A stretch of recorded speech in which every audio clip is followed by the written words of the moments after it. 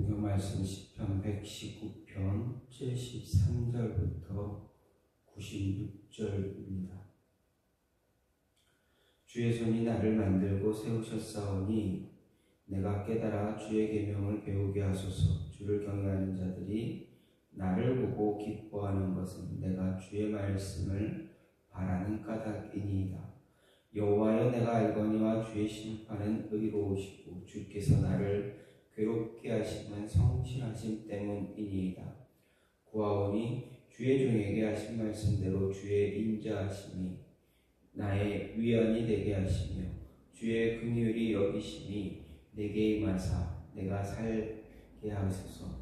주의 법은 나의 즐거움이니이다.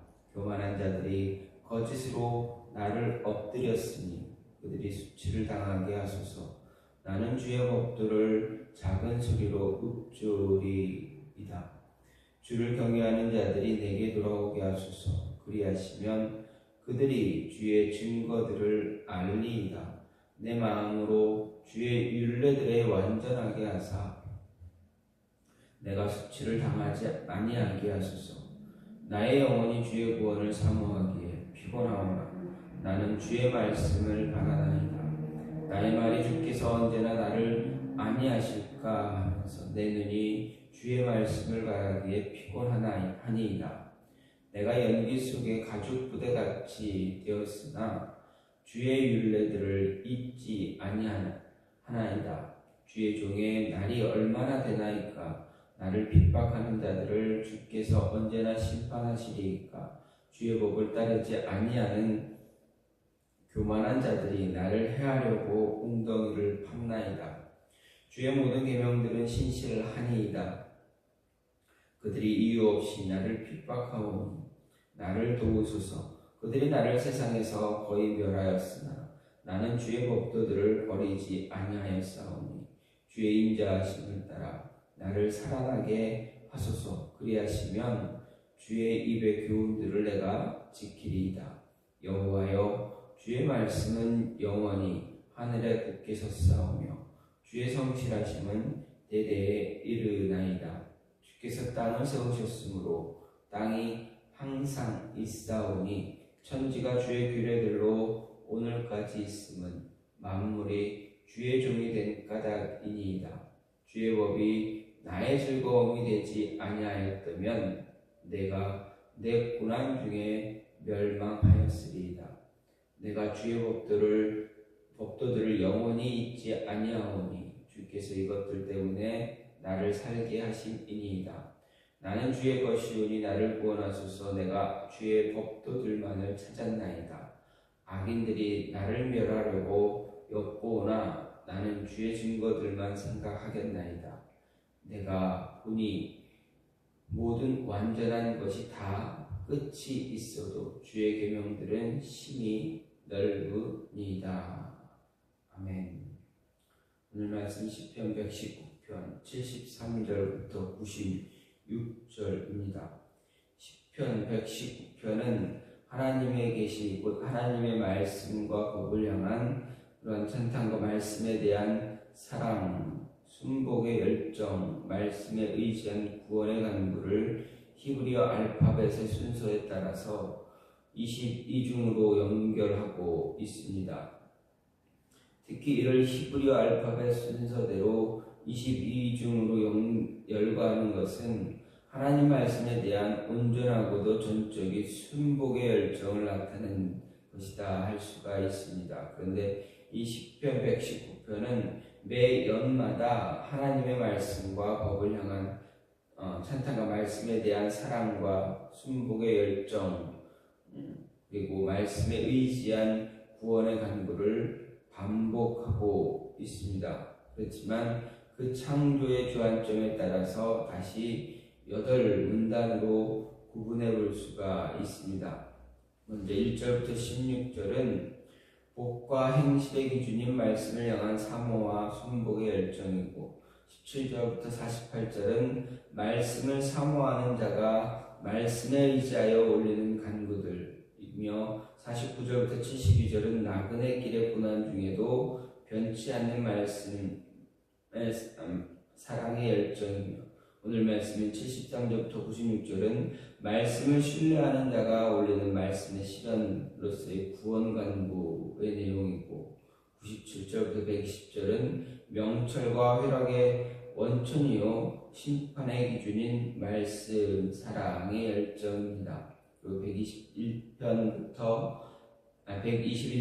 136절은 말씀을 지키는 자로서 올리는 구원과 훈육의 간구이고, 137절부터 160절은 상황을 초월한 말씀 사모의 열정 토로, 그리고 말씀을 의지한 소성의 간구입니다. 그리고 마지막으로 161절부터 176절은 말씀을 경외하는 자로서의 열정과 확신의 말씀을 통한 구원과 인도의 간구다 할 수가 있습니다.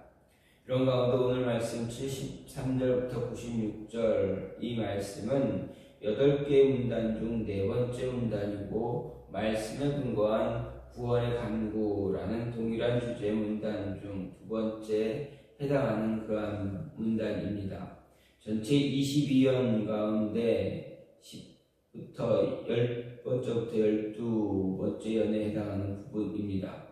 이미 앞선 2번째 문단에서 말씀을 사모하는 자가 말씀에 의해 올린 구원의 간구와는 달리, 오늘 말씀 이 본 문단은 말씀을 신뢰하는 자의 입장에서 하나님께 드리는 구원의 간구를 노래하고 있다 할 수가 있습니다.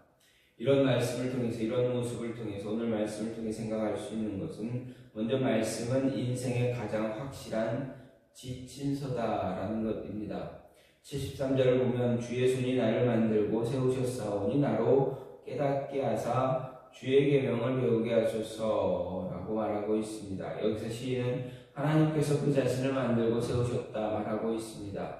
만들다라는 말은 하나님의 창조 사역을 언급할 때 흔히 사용되는 그런 말입니다. 즉 시인은 하나님을 자신을 창조하신 분으로 인정하고 있고, 이 세상에서 올바로 서서 살아갈 수 있도록 자신을 세워준 분이기도 하다라고 고백하고 있습니다. 그런데 본문 후반부를 보게 되면 시인은 이제 창조주 되신 하나님께 깨달음을 주시고 주의 계명을 알게 해달라 말합니다. 왜 시인이 이런 하나님께서 창조주시라는 사실과 인생에 대한 깨달음, 하나님의 계명을 서로 연결시키고 있는가 할 때 하는 것입니다. 예를 들어서 우리가 복잡한 구조의 전자제품을 하나 샀다 생각해 보겠습니다. 그것을 구입한 사람의 입장에서는 제품이 어떤 기능을 하고 어떤 특성을 가지고 있는지 잘 알지 못합니다. 그렇게 제작자는 소비자가 제품을 구입해서 효과적으로 사용할 수 있도록 매뉴얼을 제공해 줍니다. 그리고 이상이 생겼을 때 매뉴얼을 중심으로 무엇이 문제인지 간단히 점검할 수 있는 방법도 알려주고 있습니다. 아마도 값비싸고 복잡한 제품일수록 이런 매뉴얼의 중요성은 더 커질 수밖에 없습니다. 그렇다면 우리가 세상을 살아가면서 문제가 발생할 때 어디로 가야 할지, 무엇을 해야 할지 모를 때 어떤 인생을 살아야 할 것인가에 대한 물음들에 대한 해답을 얻고자 한다면 어떻게 해야 되겠습니까? 바로 우리를 만드신 하나님의 매뉴얼을 보아야 한다라는 것입니다. 그리고 그 매뉴얼대로, 매뉴얼이 가르쳐주는 대로 이끄는 대로 살아가야 합니다. 그것이 바른 인생, 성공하는 인생의 비결입니다. 그렇다면 우리의 인생의 매뉴얼 무엇입니까? 그것은 바로 우리를 지으신 하나님께서 우리에게 직접 계시하시고 보여주신 말씀입니다.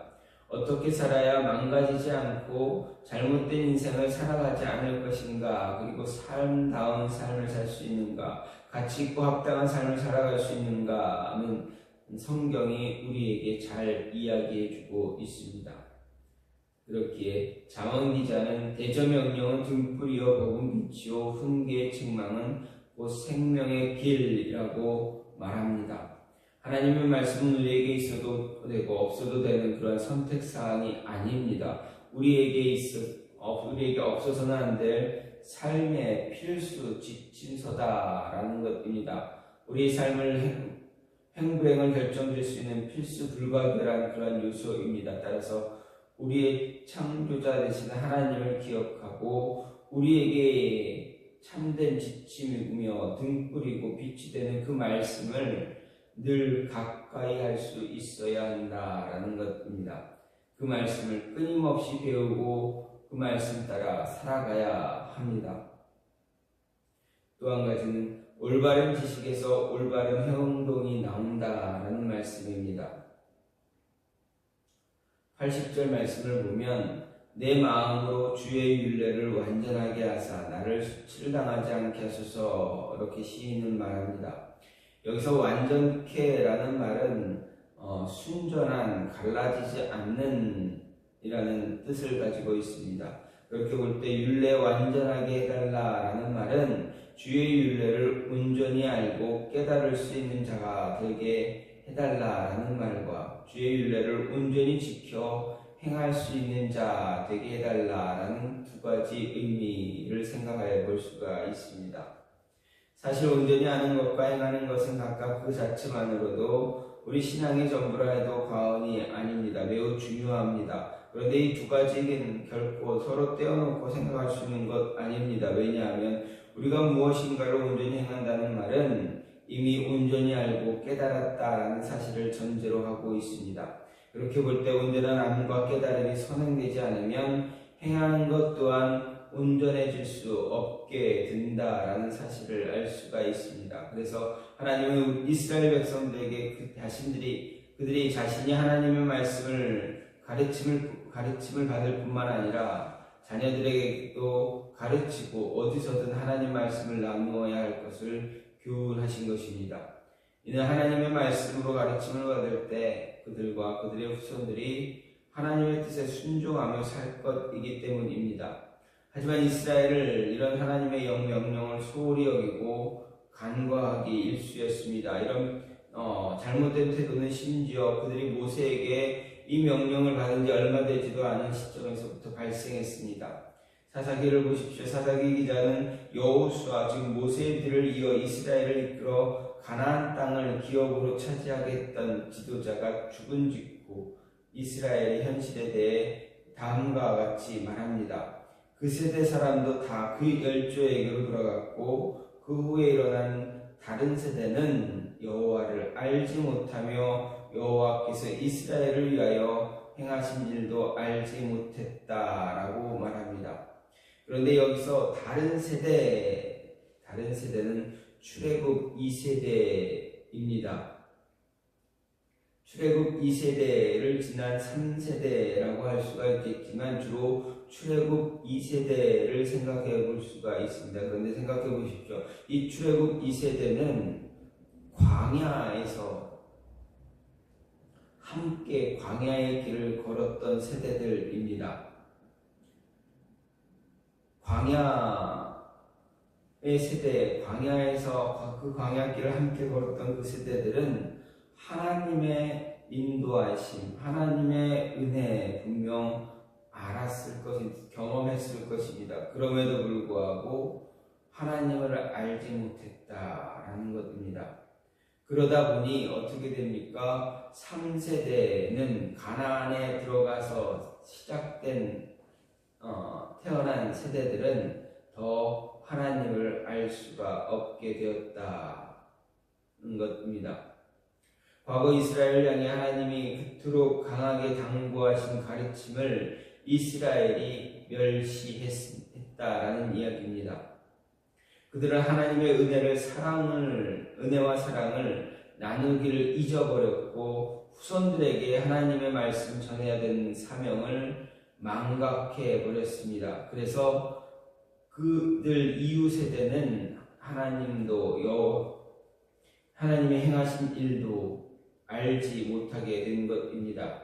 이렇게 이스라엘이 하나님을 바로 알지 못한 결과가 무엇입니까? 이스라엘 자손이 하나님의 목전에서 악을 행하며 바알을 섬기고 여호와를 진노하게 했다라는 그 말씀이 되어집니다. 결국 그들은 이스라엘의 행악과 범죄로 이어지고 말았습니다. 사사시대 거의 350년, 약 400년 정도의 시간을 지낼 때 이런 행악과 하나님을 진노하게 하는 일들 그 시대에 끝내 끊어지지 않고 계속 거듭되었다라는 것을 보게 됩니다. 이로 인해서 우리는 그 세대를 영적 암흑기로 부릅니다. 그때 이스라엘은 무수히 많은 범죄를 자행했고 영적으로도 어두웠고 그 결과 내려진 하나님의 진노로 그들의 삶도 참 피폐해졌고 그 절정을 경험하게 됩니다.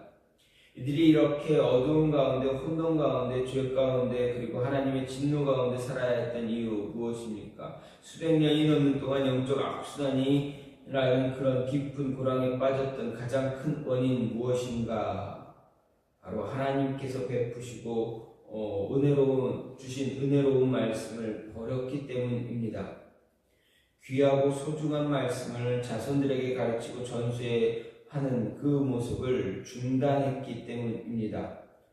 오늘날 우리도 마찬가지입니다. 이 시대의 큰 혼란과 위기를 맞고 있습니다. 이 위기가 닥칠수록 우리가 취해야 할 자세가 무엇이냐? 바로 하나님의 말씀을 잘 지키고 따르면서 또 잘 가르치고 그 말씀을 묵상하며 깨달아 살아가는데 주력해야 한다라는 것입니다. 우리뿐만 아니라 우리 후손들, 우리 자녀들에게도 그 모습을 전해줄 수 있어야 하는 것입니다. 시인의 고백처럼 우리가 하나님의 말씀을 온전히 깨닫고 그 말씀을 가르치려고 할 때 우리의 삶과 행실은 자연히 하나님의 뜻에 합당하고 축복된 방향으로 나가게 될 것이다 라는 것입니다. 이 모습이 저와 여러분 안에 임함으로 인해서 늘 올바른 지식, 하나님의 말씀 안에서 바른 행동을 살아갈 수 있는 그 모습을 가져야 한다라는 것입니다. 오늘 시인은 말씀을 통해서 우리의 행동은 우리의 지식으로부터 나온다 말합니다. 그 지식이 무엇이어야 합니까? 말씀이어야 합니다. 그래서 이 말씀은 우리 인생의 가장 훌륭한 지침서임을 잊지 말고 말씀 생각하고 말씀 묵상하고 말씀을 가르치는 수 있는 배우며 가르칠 수 있는 그런 모습이 우리의 삶에 늘 함께 해야 한다라는 것입니다. 이 모습이 저와 여러분 안에 분명하게 그리고 우리 아이들에게, 자녀들에게, 후손에게도 분명하게 이어지기를 간절히 소망합니다. 그 모습을 가질 수 있도록 저와 노력할 수 있는 모습을 있기를 소망합니다. 제가 같이 기도하기를 원하는 것은 하나님, 우리의 말씀은 항상 우리의 인생의 가장